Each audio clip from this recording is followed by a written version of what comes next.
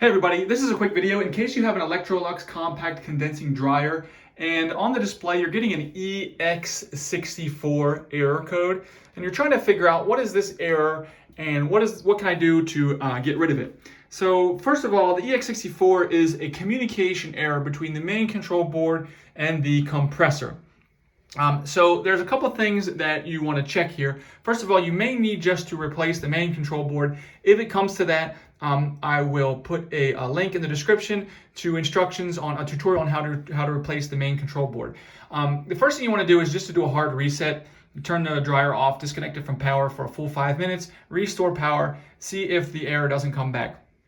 If the error comes back, then you're going to want to unplug it again, and using the tutorial you're going to access the main control board and just check the wiring and make sure there's nothing disconnected, nothing loose, nothing frayed, anything like that, and replace and repair the wiring as necessary between the control board and the compressor. And because that's cheaper than actually replacing the control board. But if all that looks good, then you can go ahead and replace the control board.